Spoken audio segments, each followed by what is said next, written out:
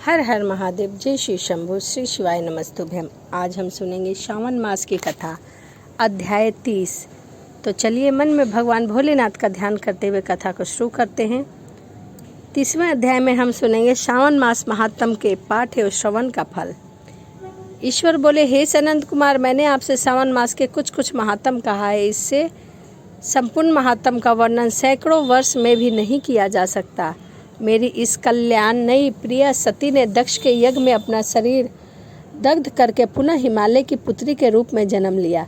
सावन मास में व्रत करने के कारण यह मुझे पुण्य फल प्राप्त हुआ, इसीलिए सावन मास मुझे अति प्रिय है। यह मास न अधिक शीतल होता है और न अधिक गर्म होता है। राजा को चाहिए कि सावन मास में शौताग्निक से निर्मित श्वेत भस्म से अपने संपूर्ण शरीर को दूधलित करके जल से आर्द्र भस्म के द्वारा मस्तक, वक्ष स्थल, नाभि, दोनों बाहु, दोनों कोहनी, दोनों कलाई, कंठ, सर और पीठ, इन 12 स्थानों में त्रिपुंड धारण करें। मानस्रोत के मंत्र अथवा सधोजात आदि मंत्र से अथवा पशाचंत्र मंत्र यानी कि ओम नमः शिवाय से भस्म के द्वारा शरीर को सुशोभित करें और शरीर में 108 रुद्राक्ष धारण करे। कंठ में 32 रुद्राक्ष, सर पर 22, दोनों कानों में 12, दोनों हाथों में 24, दोनों भुजाओं में 8, ललाट पर 1 और शिखा में के अग्रभाग में 1 रुद्राक्ष धारण करे। इस प्रकार से करके मेरा पूजन कर पंचा अक्षर मंत्र का जाप करे। हे विपेंद्र, श्रावण मास में जो ऐसा करता है वह मेरा ही स्वरूप है, इसमें कोई संदेह नहीं। इस मास को मेरा अत्यंत प्रिय जानकर केशव तथा मेरी मूर्ति की पूजा करनी चाहिए। इस मास में मेरी अत्यंत प्रिय तिथि कृष्ण अष्टमी भी मनाई जाती है। श्रावण कृष्ण अष्टमी को भाद्रपद अष्टमी भी कही जाती है। इस दिन भगवान श्री हरि देवकी के गर्भ से उत्पन्न हुए थे। हे सनंद कुमार, यह मैंने आपको संक्षेप में बताया है। अब आप क्या सुनना चाहते हैं? सनंद कुमार बोले, हे पार्वती पते, आपने श्रवण मास का जो कृत्य कहा उन्हें आनंद पूर्वक निमग्न रहने के कारण उनका वर्णन विस्तृत हो के कारण व्यवस्थित रूप से स्मृति नहीं बन पाई है। अतः हे नाथ, आप क्रम से सबको यथार्थ रूप से बताइए। सावधानी से सुनकर मैं भक्ति पूर्वक उन्हें धारण करूँगा। ईश्वर बोले, हे सनंद कुमार, श्रावण मास की शुभ क्रमिका को आप सावधान होकर सुनिए। सर्वप्रथम शौनक का प्रश्न, तत्पश्चात सूत जी का उत्तर। श्रोता के गुण, आपके प्रश्न, श्रावण की उत्पत्ति, उसकी स्तुति, पुनः हे मुनि, आपकी द्वारा की गई मेरी स्तुति, फिर क्रमश में उद्देश्यपूर्व मेरा पुनः विशेष प्रश्न करिए। बाद में लक्ष्य पूजा विधि, दीपदान, फिर किसी प्रकार की वस्तु का परित्याग, पुनः रुद्र अभिषेक करके तथा पंचामृत ग्रहण करने से प्राप्त होने वाला फल है। इसके बाद पृथ्वी पर शयन करने के बाद मौन व्रत धारण करने का फल। तत्पश्चात मास उपवास में धारण पारण की विधि। इसके बाद सोमाख्या में लक्ष्य रुद्र वर्ती पुनः विधि, कोटिलिंग विधान। इसके बाद अनोदन नामक व्रत कहा गया है।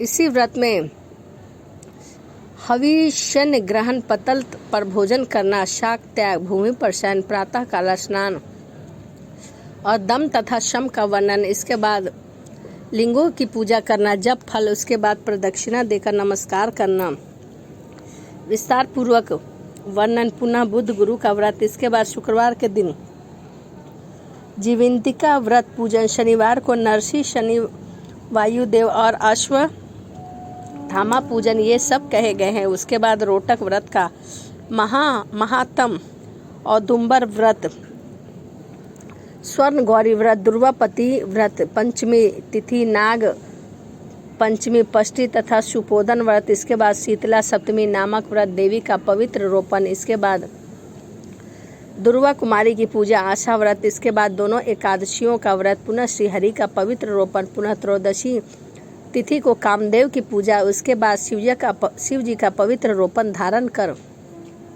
उपाकर्म, उत्तेजन तथा श्रवण क्रम, इसका वर्णन किया गया है। इसके बाद सर्प बलि, हायग्रीव जन्म उत्सव, सभादीप, रक्षाबंधन, संकटनाशक, कृष्ण जन्माष्टमी व्रत तथा उसकी कथा, पिठौर नामक व्रत, पोला नामक वृष व्रत, गृह कुशगृह नदियों का रजोधर्म इस संक्रमण में गौ प्रसव होने पर उसकी शांति करक शी संक्रमण काल से तथा सावन मास में दान स्नान महात्म श्रवण, उसके बाद वाचक पूजा, इसके बाद अगस्त अर्ध विधि, फिर कर्म तथा व्रत काल का निर्णय बताया गया है।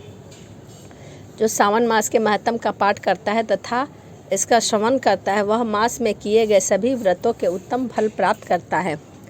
हे सनंद कुमार, अब आप इस शुभ अनुक्रम को अपने हृदय में धारण कीजिए। जो इस अध्याय को तथा श्रवण मास के महात्म को सुनता है वह उस फल को प्राप्त कर लेता है जो फल सभी व्रतों का होता है।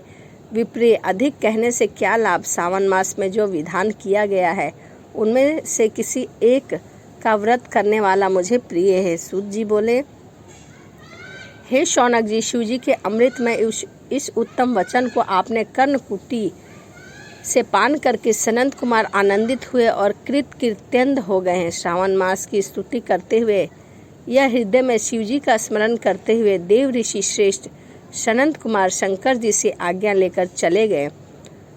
जिस किसी के समक्ष इस अत्यंत श्रेष्ठ रहस्य को प्रकाशित नहीं करना चाहिए। हे प्रभु, आपकी योग्यता देखकर ही मैंने इसे आपसे कहा है। इस प्रकार से स्कंद पुराण के अंतर्गत ईश्वरीय सनंद कुमार संवाद में श्रावण मास महात्म में अनुक्रमिक कथन नामक 30वां अध्याय पूर्ण हुआ। इसी प्रकार श्रावण मास की कथा अध्याय 30 यहीं समाप्त होता है। तो चलिए इसी के साथ वीडियो को समाप्त करते हैं और मिलते हैं अगली वीडियो में। हर हर महादेव, जय शिव शंभु, श्री शिवाय नमस्तुभ्यम।